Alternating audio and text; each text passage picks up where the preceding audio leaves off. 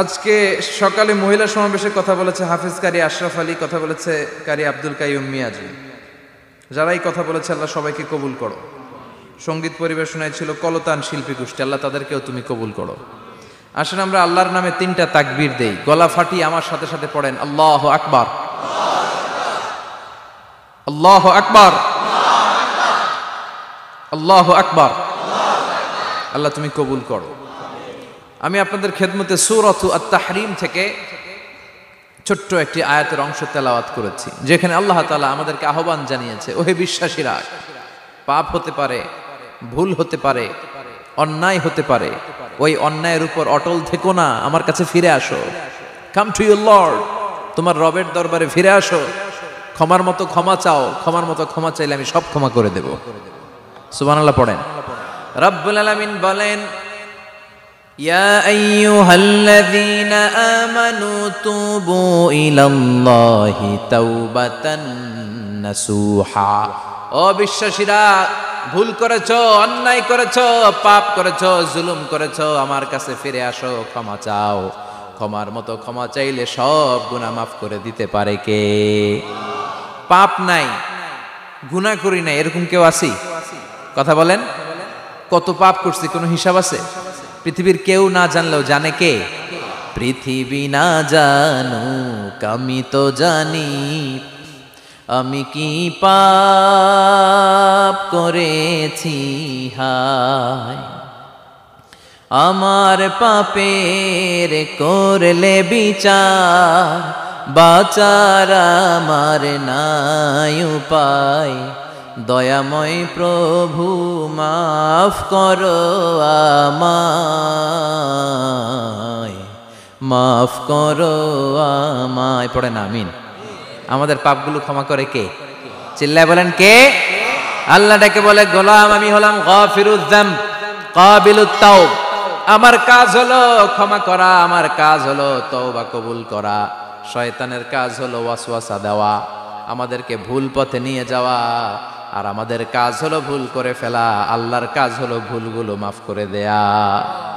আল্লাহ ডেকে বলে, গোলাম তোরা যদি ভুল না করতি, তোরা যদি পাপ না করতি, তোরা যদি অন্যায় না করতি, তোদেরকে ধ্বংস করে দিয়ে এমন একটা জাতি আমি এই দুনিয়ার বুকে তৈরি করতাম, যারা সকালবেলা ভুল করে দুপুরে মাফ চাইতো, দুপুরে ভুল করে রাত্রে মাফ চাইতো, আজকে ভুল করে আগামীকাল মাফ চাইতো। আর আমি আল্লাহ গুনাহগুলো তাদের সব ক্ষমা করে দিতাম। ক্ষমা করে দিতে আল্লাহর বড্ড ভালো লাগে। বান্দা আল্লাহর কাছে বারবার চাক, চোখের পানি ছাড়ুক, এটা আল্লাহ পছন্দ করে। চোখের পানির যে কত পাওয়ার আপনি কল্পনাই করতে পারবেন না। অনুশোচনার চোখের পানি চোখ বেয়ে নাকের ডগা পেয়ে জমিনে পড়ার আগেই আল্লাহ এই বান্দারে মাফ করে দেয়। বিশ্বনবী ডেকে বলে, ও আমার উম্মতেরা শোনো, আল্লাহর কাছে দুনিয়ার মানুষদের 2 ফোঁটা পানি সবচেয়ে প্রিয়। এক হলো জিহাদের ময়দানে রক্তের ফোঁটা, 2 হলো অনুতপ্ত বান্দার চোখের পানির ফোঁটা। কত ভুল আপনি করেছেন, কত অন্যায় আপনি করেছেন, কত পাপ আপনার হয়েছে, কত মিথ্যা আপনি বলেছেন, কয় ওয়াক্ত নামাজ ছেড়েছেন, কয় লাখ টাকা ঘুষ খেয়েছেন, কত যৌতুক আপনি খেয়েছেন, কত মিথ্যা আপনি বলেছেন। আপনার পাপ যত বড় হোক, যত বিশাল হোক, যত বেশি হোক, আল্লাহর দয়ার পরিসীমা তার চাইতেও বড়।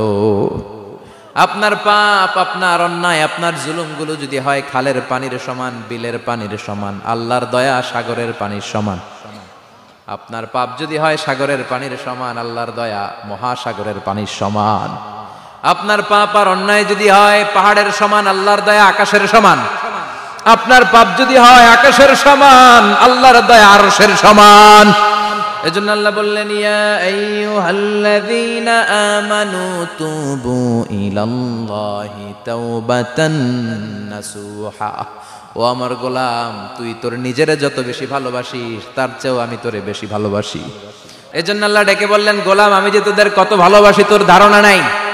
চোখের পানি ছাড়, গুনার কথা স্মরণ কর, তওবা কর। তওবার মতো তওবা করলে সব গুনাহ মাফ করে দিতে পারে কে? বিশ্বনবী বলে, আমার কোনো গুনাহ নাই, তারপরেও প্রতিদিন 70 বারেরও বেশি আমি তওবা করি। আল্লাহে ইন্নী আস্তাগফিরুল্লাহ ওয়া আতুবু ইলাইহি আকসার মিন 70 মাররা। Could you imagine that?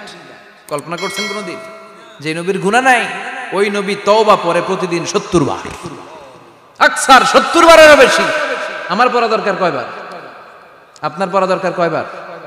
বিশ্বনবী 70 বারের বেশি বললে আমাদের পড়া দরকার কয়বার? আর আমরা প্রতিদিন পড়ি কয়বার? কথা কন। আমাদের ভুল হবে, ভুল হতে সমস্যা নাই, ভুল হওয়াই মানুষের স্বভাব, কিন্তু ভুল হওয়ার পরে ভুলের উপর অটল থাকা যাবে না। শয়তান আর মানুষের মধ্যে এই মৌলিক পার্থক্য। শয়তান ভুল করে ভুলের উপরই আছে, ঠিক কিনা? ক্ষমা চায় নাই, কিন্তু আমরা সকালে ভুল করলে দুপুরে মাপ চাই কার কাছে? 19 সালে ভুল করলে 20 সালে মাপ চাই কার কাছে? মৃত্যুর আগ পর্যন্ত আমরা ক্ষমা চাইলে ক্ষমা করে দিবে কে? সব সময় 24/7 তওবার দরজা খোলা। আল্লাহ, আমি জুলুম করেছি, অন্যায় করেছি, ভুল করেছি, পাপ করেছি, তুমি যদি ক্ষমা না করো ক্ষমা করার কেউ নাই, ঠিক কিনা? আমরাও পাপ করলে এই দোয়াটা পড়ার দরকার আছে না নাই?